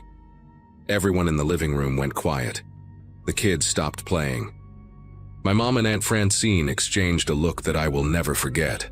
Not surprise, not confusion, just grim recognition, like this was something they had been expecting all night. Before anyone could move, my Uncle Ray stood up from the card table and said, loud enough for the whole room to hear, "I'll handle it." He walked down the hallway, and a few seconds later I heard a door open in Ray's voice, calm but firm. I couldn't make out the words. Then another voice, Oliver's, sharp and defensive. Then nothing. The silence stretched on for what felt like minutes. When Ray finally came back, his face was red and he was breathing hard, but his expression was carefully neutral. "Everything's fine," he said. "Bridget dropped a lamp, no big deal." He looked around the room, making eye contact with each of us in turn. No one is ruining Christmas. I couldn't take it anymore. I stood up from the card table and said I needed to use the bathroom. My dad grabbed my wrist and told me to use the one by the kitchen, not the one down the hall. The way he said it, the firmness in his grip, told me everything I needed to know. Something bad had happened in that back room, and my own father was trying to keep me from seeing it. I pulled my arm free and told him I would be right back. The hallway was dark except for a thin strip of light coming from under one of the bedroom doors. As I got closer, I could hear Bridget's voice, not crying this time, just quiet, almost monotone, like she was reciting something she had memorized. I knocked softly and said her name. The talking stopped. A few seconds later, the door opened just a crack, and Bridget's face appeared in the gap. She had changed her shirt, I noticed. The cream-colored blouse from dinner was gone, replaced by a dark sweater with a high neck. And there was something on her cheek, a red mark, fresh, the shape of fingers. She saw me looking and turned her head so the mark was in shadow. She told me she was fine, that she just needed a minute, that I should go back to the party. Her voice was flat and empty, like someone reading lines from a script. I asked her where Oliver was, and she said he had gone outside to cool off. I asked her what really happened, and for just a second something flickered in her eyes. Fear, exhaustion, maybe a desperate wish that someone would finally see what was happening. But then it was gone, and she smiled that awful stretched smile and said it was nothing. Just a silly argument, no big deal. Behind me I heard footsteps. I turned and saw my mother standing at the end of the hallway, her arms crossed, her face unreadable in the dim light. "Come back to the living room," she said. It wasn't a request. Bridget needs some time alone. No one is ruining Christmas. 3 times now. 3 different people. The same exact words. I looked back at Bridget, hoping she would say something, ask for help, give me any sign that I should stay. But she just nodded and closed the door in my face. The rest of the night passed in a blur. Oliver came back inside around 10, his face calm, his hands in his pockets, acting like nothing had happened. He sat down on the couch next to my Uncle Ray, and within minutes they were laughing about something on TV. Bridget eventually emerged from the bedroom wearing fresh makeup that almost hid the swelling on her cheek, and she busied herself making hot chocolate for the kids. I watched her move through the kitchen, watched the way she avoided looking at Oliver, watched the way everyone else avoided looking at her. It was like witnessing a play where all the actors knew their lines perfectly, where every movement was choreographed to maintain the illusion that everything was normal. Around 11, people started heading to bed. The farmhouse had 4 bedrooms, so we doubled up the way we always did. Kids in sleeping bags in the living room, couples in the guest rooms, singles like me on air mattresses wherever we could find space. I set up my mattress in the upstairs hallway near the bathroom and lay there in the dark listening to the house settle. I could hear murmured voices from behind closed doors, but I couldn't make out words. At some point I must have fallen asleep because the next thing I remember is waking up to gray morning light and the sound of my Aunt Francine screaming. I ran downstairs still half asleep, my heart pounding, not sure what I was about to find. Francine was standing in the kitchen doorway, her hand over her mouth, staring at something I couldn't see. My parents were already there, and my Uncle Ray and Neil, all of them crowded around the kitchen entrance with expressions I had never seen before. I pushed past them and looked inside. The kitchen was empty. The back door was wide open, letting in cold December air, and there were drops of something dark on the floor leading from the hallway to the door. On the counter, next to the coffee maker, was Bridget's wedding ring, just sitting there, placed carefully on a folded napkin, like she had taken it off to wash dishes and never put it back on. Oliver was sitting at the kitchen table, his head in his hands, and when he looked up at me, his eyes were red, but his face was blank. "She left," he said. "Sometime in the night. I woke up and she was gone." He gestured at the open door, the drops on the floor, the ring on the counter. "She just left." I wanted to call the police right then. I said we should call someone, that this didn't make sense, that Bridget wouldn't just walk out into the cold in the middle of the night without her car, without her phone, without telling anyone. But before I could finish, my Uncle Ray put his hand on my shoulder and squeezed hard enough to hurt. "She's been unhappy for a while," he said, his voice steady and rehearsed. "She mentioned wanting to get away, start fresh somewhere." This isn't a surprise to anyone who's been paying attention. I looked around the room, waiting for someone to disagree, waiting for my mom or my aunt or anyone to say that this was insane, that we needed to do something, but they all just stood there nodding, their faces arranged in expressions of sad acceptance. My Aunt Francine wiped her eyes and said that Bridget had talked to her about leaving Oliver, about needing space, about wanting to disappear for a while. My dad said we should respect her wishes and give her time. Oliver sat at the table, silent, his hands folded in front of him, and I swear I saw something like relief flicker across his face before he buried it under a mask of grief. By noon, everyone had agreed on the story. Bridget had been struggling, Bridget had left voluntarily, Bridget would reach out when she was ready.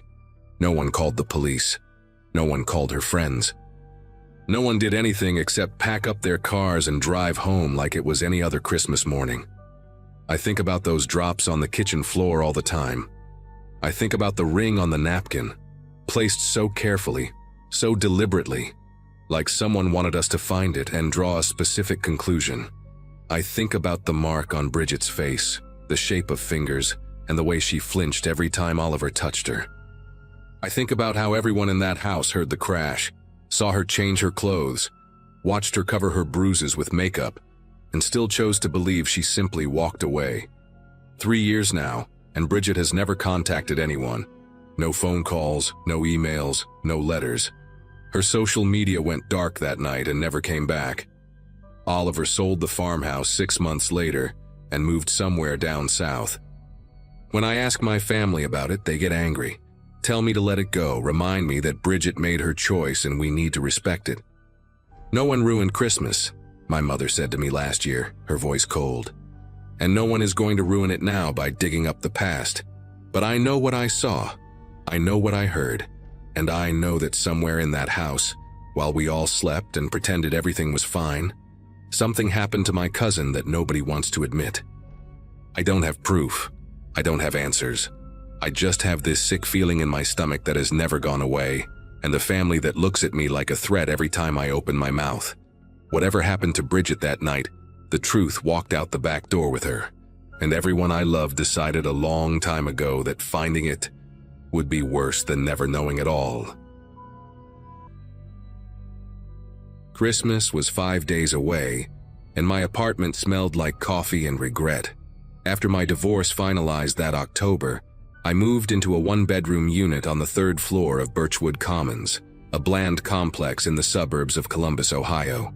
My graduating class from high school had their 15-year reunion that fall, and while scrolling through photos of former classmates with their families in vacation homes, I sat surrounded by boxes I still had not unpacked. The job at the insurance company paid enough to cover rent and utilities, but not much else. I kept the thermostat at 62 degrees to save money. That particular morning, December 20th, I woke up around 7 to the sound of my upstairs neighbor's television blaring some talk show. I made my usual pot of cheap coffee, the kind that comes in a massive red canister, and shuffled toward the kitchen table where I normally ate my toast while doom-scrolling through news on my phone. That was when I saw it. A white envelope sat in the middle of my living room floor, maybe 8 feet from the front door. It looked thick, stuffed with something substantial. My first thought was that it must have slipped under the door, some kind of late rent notice or holiday flyer from management. But when I picked it up, the weight told me immediately this was not paper. I tore open the unsealed flap, and my breath caught somewhere in my chest. Cash. Stacks of it bound with rubber bands, all 20s and 50s from what I could see. I counted it 3 times because my brain refused to accept the number. $14,600. There was no note, no card, no name. Nothing to indicate where this came from or who left it. I checked the envelope again, flipping it inside out. Completely blank. I walked to my front door and examined the lock, the frame, the deadbolt. Everything looked normal, untouched. But I knew, with absolute certainty, that I had locked that door before going to bed. I sat on my couch for almost an hour, just staring at the money spread across my coffee table. My mind cycled through every possible explanation. Maybe my mother sent it, feeling guilty about the divorce, wanting to help me get back on my feet. But my mother worked as a receptionist at a dental office and could barely cover her own mortgage. My father had been out of the picture since I was 11. My ex-wife, Melanie, certainly was not sending me anything except passive-aggressive texts about picking up the rest of my stuff from her garage. I thought about my co-workers, my neighbors, anyone who might have access to my building. None of it made sense. People do not just give away $14,000 anonymously, and they definitely do not break into apartments to do it. I picked up one of the stacks and examined the bills closely. They looked real, felt real, had that distinct papery smell that money carries. No obvious counterfeits, no die packs, just clean, unmarked cash sitting in my living room like it belonged there. Around 9:30, I decided to check if anything else in my apartment had been disturbed. I walked through every room, opened every closet, looked under the bed like a kid checking for monsters. Nothing was missing. Nothing was moved. My laptop still sat on the kitchen counter. The $40 in my wallet remained untouched. Whoever came in had left something instead of taking anything, which made the whole situation even more unsettling. I checked the windows next, all of them locked from the inside, painted shut years ago by some lazy maintenance worker. The only entry point was the front door, and I lived on the 3rd floor with no fire escape nearby. I called the building management office, but nobody answered, probably because of the holidays. I left a voicemail asking if anyone had reported issues with locks or unauthorized entry. Then I did something that, looking back, I probably should not have done.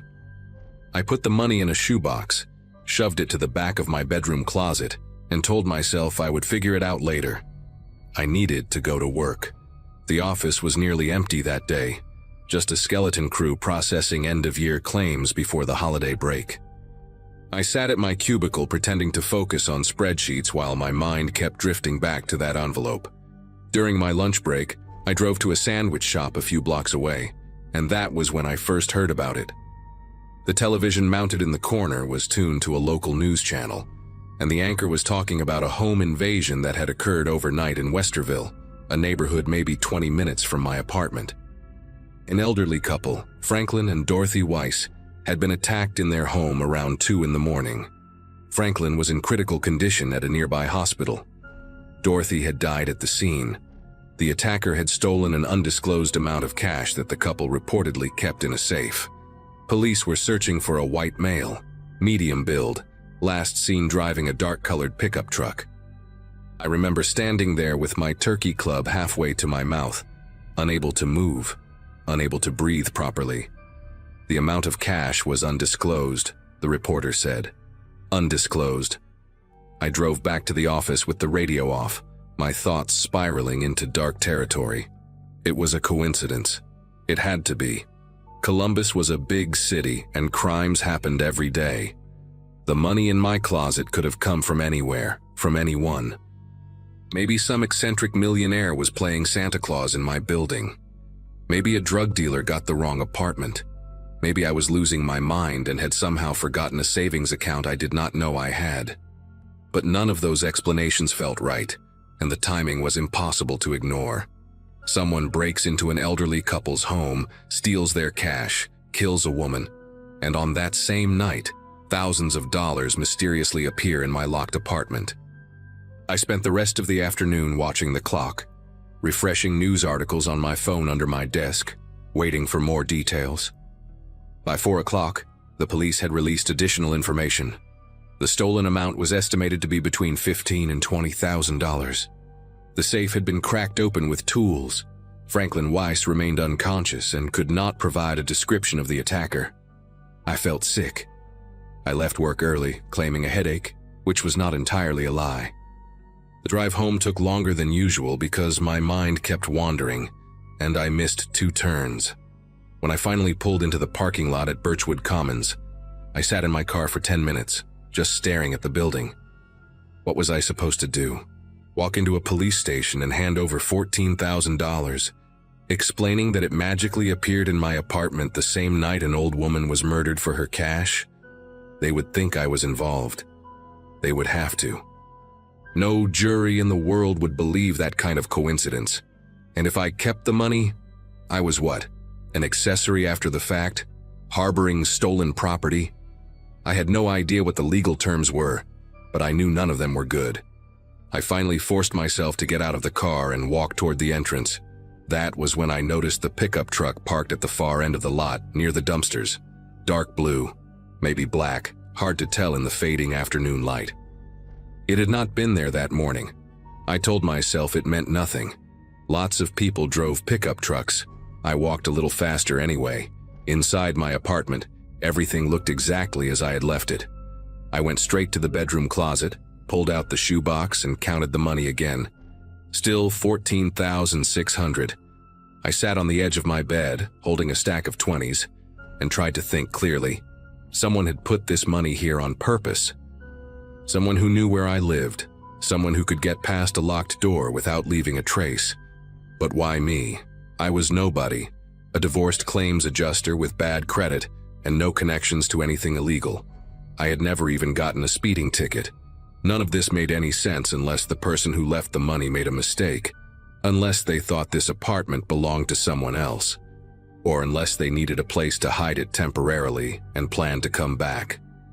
That thought hit me like a punch to the chest. I stood up quickly, shoved the shoebox back into the closet, and grabbed the baseball bat I kept next to my nightstand. Then I heard it. A soft knock at my front door, 3 slow taps, almost polite.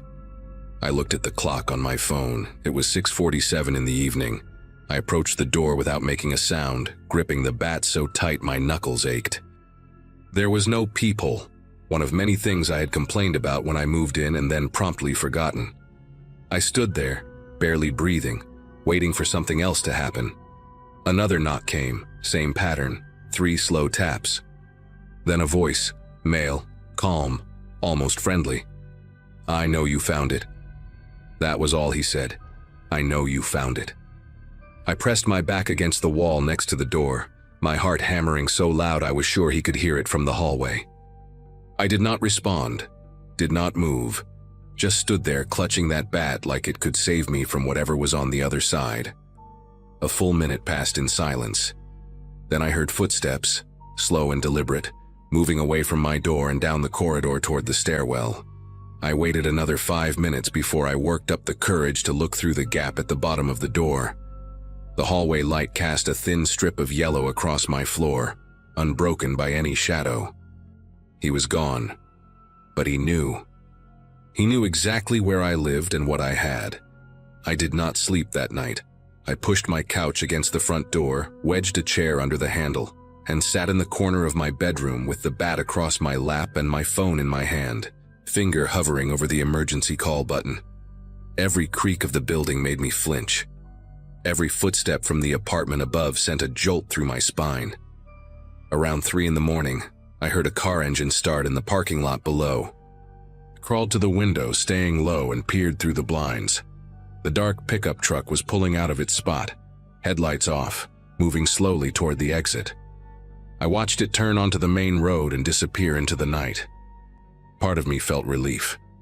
A bigger part understood that this was not over, that he was simply waiting, calculating, figuring out his next move. I thought about calling the police right then, confessing everything, letting them sort it out. But every time I reached for the phone, I imagined the questions they would ask, the suspicion in their eyes, the handcuffs clicking around my wrists. By morning, I had made a decision. I was not going to wait for him to come back. The next morning, December 21st, I drove to the police station on Morse Road before I could talk myself out of it. I brought the shoebox with me, all $14,600 still inside. I asked to speak with someone about the Weiss case, and they put me in a small interview room with fluorescent lights that buzzed like angry insects. A detective named O'Connor came in after about 20 minutes, a heavy-set woman with tired eyes and a coffee stain on her shirt. I told her everything. The envelope, the locked door, the timing, the man who knocked, the pickup truck. She listened without interrupting, her face completely unreadable. When I finished, she left the room for almost an hour. I sat there convinced I was about to be arrested, that my life was effectively over. But when she came back, she had a different look on her face, something between relief and grim satisfaction. They had a suspect, she told me. A man named Ronald Hutchins, 44 years old, a former locksmith who had done work at my apartment complex 2 years ago. He still had master keys. The police had been tracking him for days but could not find the stolen money. Now, they could tie him directly to both locations. Ronald Hutchins was arrested that same afternoon at a motel off Interstate 71, about 30 miles south of Columbus. He had another $8,000 in his possession, the rest of what he had taken from the Weiss home. According to Detective O'Connor, he had planned to retrieve the money from my apartment once the investigation cooled down, using me as an unknowing hiding spot. Franklin Weiss survived his injuries and was able to identify Hutchins from a photo lineup. The trial happened the following spring, and I had to testify about finding the envelope in the night he came to my door. Hutchins stared at me the entire time I was on the stand, his eyes flat and empty like a shark. He got life without parole. I moved out of Birchwood Commons 2 weeks after his arrest and found a place across town. A building with security cameras and a doorman and deadbolts I check 3 times every night. Sometimes I still wake up at 3 in the morning, certain I heard footsteps in the hallway. Sometimes I dream about those 3 slow knocks. But the money is gone. Hutchins is in prison, and I am still here. The Christmas, I spent the holiday alone, eating Chinese takeout and watching old movies, and it was the best Christmas I ever had. Because I was alive to see. Winter break had just started, and everything about that day felt ordinary in a way I didn't appreciate at the time. School stress was finally quiet. My biggest concern was helping my mom with groceries, and the house felt full because my dad had taken time off work. I was 16, restless, and trying hard to feel older than I actually was. Money was tight in our house, but not desperate, and I had a part-time job that made me feel proud every time I checked my wallet. That afternoon, my mom asked me to walk to the small convenience store a few blocks away to grab milk and bread. The air was cold enough to sting my ears, and the sky had that dull gray look that always comes with the holidays. I remember thinking how calm everything felt, like nothing bad could fit into that day. That calm made what happened next feel even more unreal in hindsight. Near the entrance of the store, a man stood just off to the side, not blocking anyone but close enough that you couldn't ignore him. He wore a thin jacket that didn't match the weather and shoes with the soles peeling away at the edges. His hair was uneven, like he'd cut it himself in a hurry, and his hands were red and cracked from the cold. He asked quietly if anyone could spare a few dollars, not in a dramatic way, more like he was embarrassed to even speak. When he looked at me, his eyes lingered a second too long, studying my face instead of my clothes. I hesitated, feeling that familiar pressure to be a good person, especially around the holidays. I pulled out a bill from my pocket and handed it to him, and his fingers brushed mine longer than necessary. He thanked me, but his voice sounded flat, almost distracted. As I walked inside, I caught a glimpse of him watching me through the glass. By the time I got home, the encounter had already started to fade from my mind. The house smelled like food, and my parents were arguing lightly over what movie to watch later. I mentioned the man outside the store in passing, mostly to explain why I'd spent more than expected.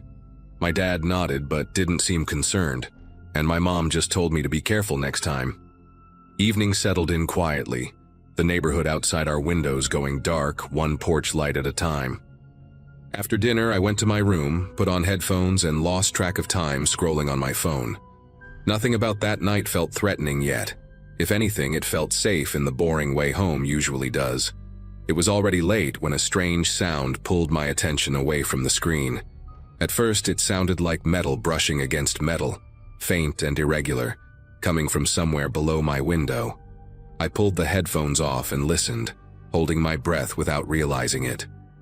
Another sound followed, sharper this time, like a handle being tested. My room faces the front of the house, and the curtains were slightly open, letting in the glow from the streetlight. When I leaned closer to the glass, my chest tightened as I saw a shape moving near the front door. A man stood on our porch, head tilted, hands moving from the knob to the frame as if memorizing it. Even from that distance, I recognized the jacket and the uneven hair. The realization hit hard.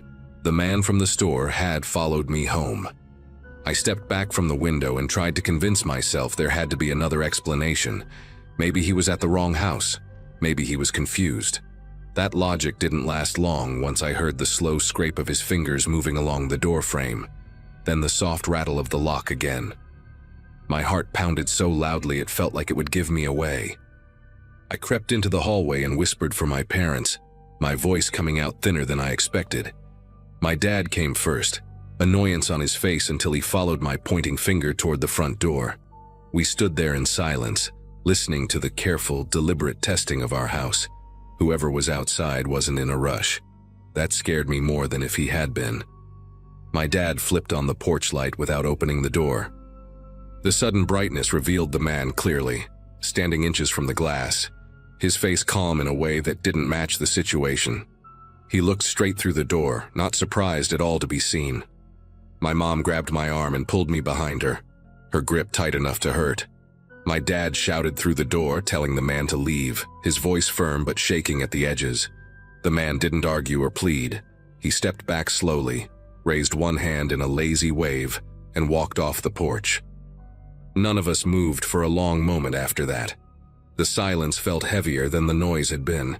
We thought that was the end of it, and that assumption almost got us hurt. Less than an hour later, a crash echoed through the house, loud and violent enough to make the walls vibrate. The back door had been forced open. The lock splintered like dry wood. My mom screamed, and my dad grabbed the nearest thing he could use as a weapon. I stayed frozen near the stairs, my mind racing but my body refusing to follow. Footsteps moved through the kitchen, slow and confident, like the man knew exactly where he was going. When he appeared in the hallway, his eyes locked onto me first, and something in his expression shifted.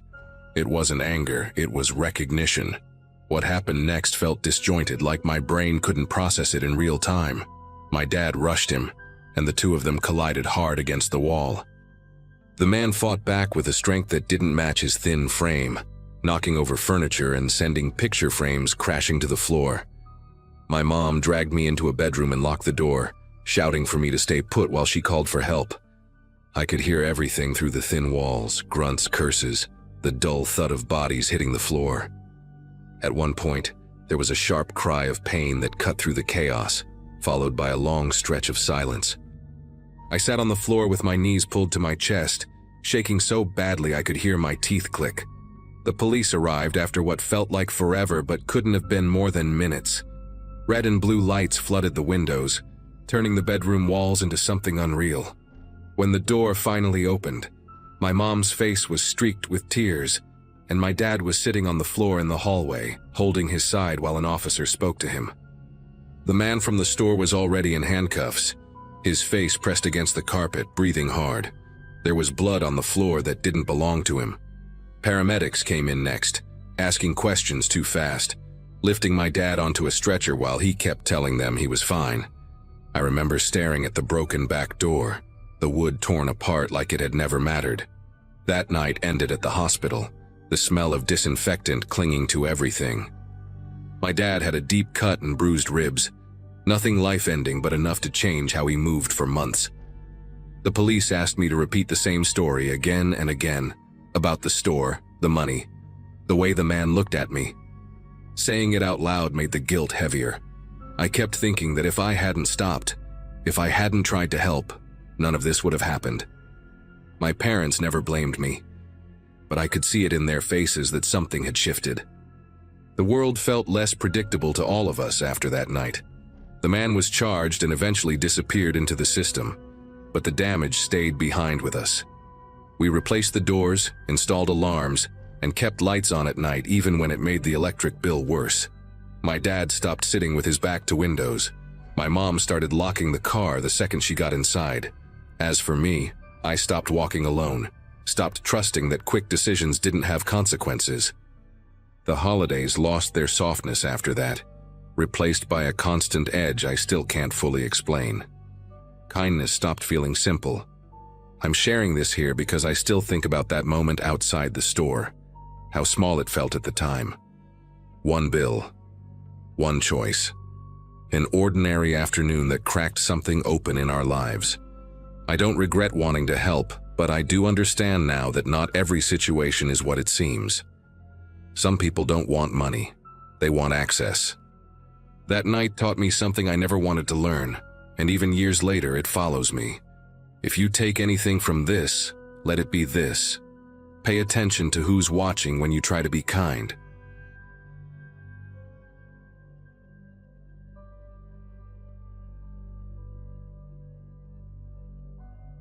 Early December had settled into my routine in a way that always felt heavier than the rest of the year. Life at that point revolved around quiet days, working remotely, and long walks meant to keep my head clear during the darkest stretch of winter. The daylight vanished early. The cold had a sharp edge to it, and most people stayed indoors once afternoon crept toward evening. That solitude never bothered me much. It actually felt comforting back then. Walking my dog had become the one constant that grounded me when everything else felt slow and muted. The trail we used was public, familiar, and usually predictable, even when the temperature chased everyone else away. It ran alongside old, forgotten structures and jagged rock faces that caught the last scraps of fading light. Nothing about that walk felt reckless at the time, just routine and quiet. That afternoon felt colder than usual, the kind of cold that stiffens your fingers even through gloves. The sky had that dull winter color that makes it hard to tell exactly when daylight gives up. My dog, Rook, moved ahead with his nose low, pulling slightly as he always did when something interesting crossed his path. The trail was nearly empty, which wasn't surprising given the season and the time. Wind scraped softly against the rock walls, carrying faint echoes that made it hard to place distant sounds. I remember noticing how silent the abandoned buildings looked, their windows dark and lifeless. Even so, nothing suggested danger, just isolation. The kind of isolation that feels harmless until it suddenly isn't. Things shifted near a bend where the trail narrowed, and the rocks rose closer on one side. Rook stopped short, hackles lifting in a way I had never seen before. A low sound came from his chest, deep and sharp, completely out of character for him. He stared toward a hidden pocket off the path, a shadowed area partially concealed by broken stone and brush.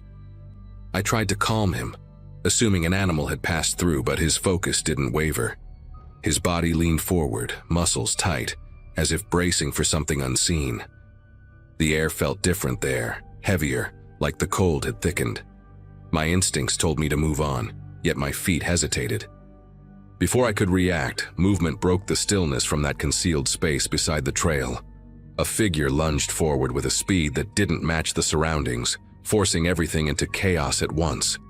Rook exploded into action, barking and pulling hard enough to nearly tear the leash from my hand. The sound of boots scraping against stone echoed sharply between the cliffs. My heart hammered as I stumbled backward, trying to keep distance while understanding dawned too late. This wasn't an animal or a coincidence, but a person who knew the terrain far too well. The realization hit in fragments as I struggled to keep my footing and my dog between us. Fear took over completely, not as panic, but as a clear, urgent need to survive. Rook planted himself between me and the man, teeth bared, barking in a way I'd never heard before. The leash burned into my palm as I tried to hold him back without pulling him away from what he was clearly trying to protect me from. The man shouted something I couldn't make out, his voice rough and uneven, like he wasn't used to speaking to anyone at all. His clothes were layered and dirty, mismatched for warmth rather than appearance, and his face looked gaunt in the dim light. There was a smell, too, something sour and unwashed that cut through the cold air. He stepped closer, then hesitated when Rook snapped forward. The distance between us felt paper-thin, fragile, like one wrong move would collapse it. Instinct finally pushed me into motion, and I yelled as loudly as my lungs would allow, the sound tearing out of my throat. My voice bounced off the rock walls and echoed down the trail, far louder than I expected. The man flinched, clearly not anticipating noise or resistance. Rook surged again, forcing the man to step back toward the shadows he'd come from. I stumbled sideways, nearly slipping on loose gravel, but kept screaming until my voice cracked. The man cursed under his breath, his eyes darting toward the trail entrance as if measuring escape routes. That moment of hesitation was everything. He retreated a few steps, hands raised defensively, then vanished back into the hidden area like he'd never been there at all. The walk back felt endless, every sound amplified by adrenaline and fear. My legs shook as I half-dragged Rook toward the trailhead, scanning every rock and broken structure for movement. Each crunch of gravel behind me made my heart spike again. When I finally reached the parking area, relief hit so hard it nearly knocked me over. I called emergency services with numb fingers, struggling to explain what had happened while watching the tree line. Rook stayed pressed against my leg the entire time, eyes locked on the trail like he expected the man to reappear. The operator stayed calm, grounding me as officers were dispatched. Waiting there in the cold felt unbearable, but leaving felt worse. Later that evening, officers confirmed they had found someone living nearby in makeshift shelter tucked between the cliffs and abandoned buildings. They told me he'd been using the winter months to move unnoticed, taking advantage of how empty the trail became. Evidence suggested he'd been watching people and animals for weeks, maybe longer, without anyone realizing. Hearing that made my skin prickle in a way that stayed with me long after the conversation ended. That path hadn't been empty because it was safe, but because it was overlooked. Knowing how close that encounter came to something far worse still makes my chest tighten. I don't walk that trail anymore, and Rook never tugs toward it either, like he remembers just as clearly as I do. In the days that followed, the details kept replaying in my head at the most random moments. I'd be making coffee or answering emails when the memory of that sudden movement beside the trail would surface without warning. Sleep came in short stretches, broken by dreams where the rocks felt closer than they really were. Rook became more alert on our walks, stopping often, scanning areas he used to ignore. I changed our routine completely, choosing busy streets and daylight hours only. Friends told me I was being cautious, but none of them had seen how quickly an ordinary place could turn dangerous. The quiet of December didn't feel peaceful anymore. It felt like cover. A few weeks later, I was contacted by an investigator who asked if I could come in and answer more questions. They explained that the man had been arrested and formally identified as a transient individual who had drifted between isolated areas during colder months. He wasn't just hiding from the weather, but from people. They found signs that he'd been tracking animals along the trail, leaving food scraps and markers I never would have noticed. Hearing that made my throat tighten. It wasn't random. It was intentional. The isolation of winter had given him exactly what he needed to stay unseen. What unsettled me most was learning how long he'd been there without anyone realizing it. The trail hadn't changed, but the absence of people had created blind spots no one questioned. I kept thinking about how close I'd come to walking past that hidden area without Rook reacting. That realization carried a heavy weight, one that made me grateful and uneasy at the same time. The officers told me my report likely prevented further harm, maybe even saved someone else from crossing his path. I nodded when they said it, but it didn't feel heroic. It felt like luck mixed with instinct and a dog who sensed danger before I did. Now, when December rolls around and the days shorten again, I remember that walk with a clarity I didn't ask for. Life moved on, routines adjusted, and the fear eventually softened, but it never fully disappeared. Rook still walks beside me, older now, slower, but just as watchful. That trail remains open to the public, but I haven't returned, and I don't plan to. Some places carry memories that don't need revisiting. What happened ended that day, with an arrest and a clear outcome, yet the awareness it left behind stays with me. I trust my instincts more now, and I never ignore my dog when he tells me something isn't right. That New Year's Eve still feels unreal to talk about, even now. At the time, life was pretty ordinary for me. Long work days, a small apartment I barely decorated, and a habit of saying yes to plans just so I wouldn't spend another holiday alone. I'd gone to a low-key party thrown by a coworker, nothing wild, mostly people standing around plastic tables with cheap champagne. Midnight was getting close, and the mood shifted into that nervous excitement people get when they expect something meaningful to happen just because the calendar is changing. I remember checking my phone over and over, watching the ride prices spike higher and higher. Every bus route nearby had already stopped running, and my last backup canceled on me without warning. I didn't want to stay, but I also didn't want to panic. When a shared ride option popped up, I hesitated for maybe 2 seconds before accepting it. At the time, it felt like the safest choice left.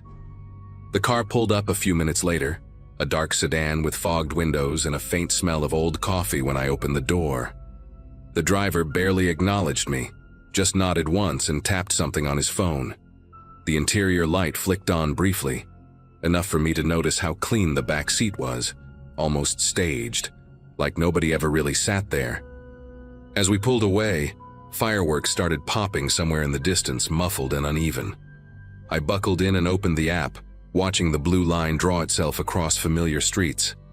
The first few blocks matched exactly what I expected, and that relaxed me more than I realized.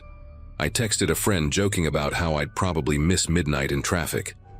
The driver kept the radio off, which made the car feel strangely sealed off from the night outside. A few minutes later, the route on the screen recalculated, and the blue line bent in a direction I didn't recognize. At first, I assumed it was just avoiding traffic, something the app does all the time. Streetlights thinned out, replaced by longer stretches of darkness between intersections. I glanced up and noticed we hadn't passed another car in a while. The driver didn't explain the change, and I didn't ask, not wanting to seem paranoid. My phone buzzed as midnight hit, lighting up with a bright Happy New Year notification that felt oddly cheerful, given how quiet everything had become. Fireworks were still going off somewhere far away, but none were visible from where we were. The app showed us moving, but the surroundings didn't match anything I recognized. I remember thinking how strange it was that a night meant for celebration could feel so empty. The road narrowed further until the car slowed near what looked like a closed bridge, barricades pushed to the side like they'd been moved before. The driver stopped without saying a word, engine still running, hazards off. I asked if there was a problem, trying to keep my voice steady, but he didn't answer or even turn around. That was the moment fear really set in, sharp and undeniable.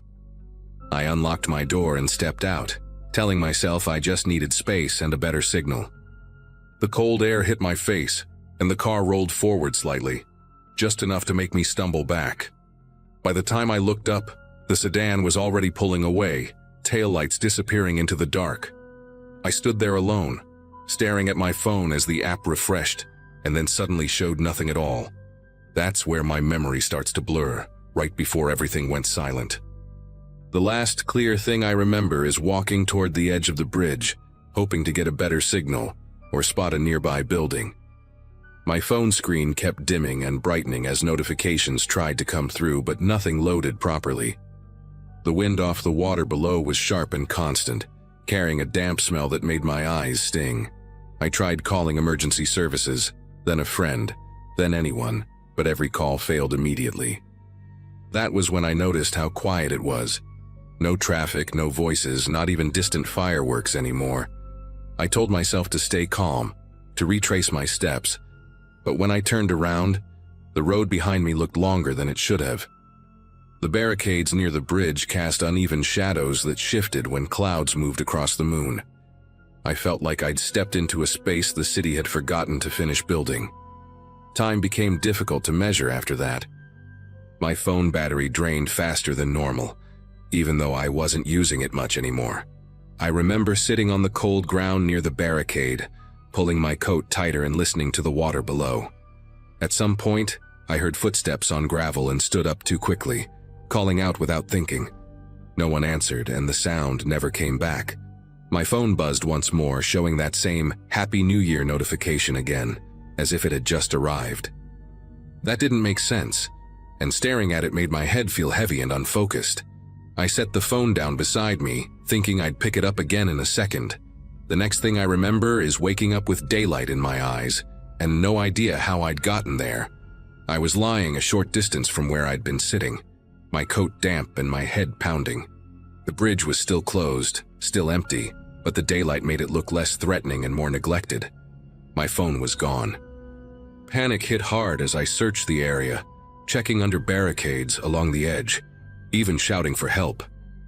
After a while, a maintenance worker arrived in a pickup truck and stared at me like I was a problem he didn't want to deal with. He asked if I was okay and said someone had found a phone nearby earlier that morning and turned it into the local station.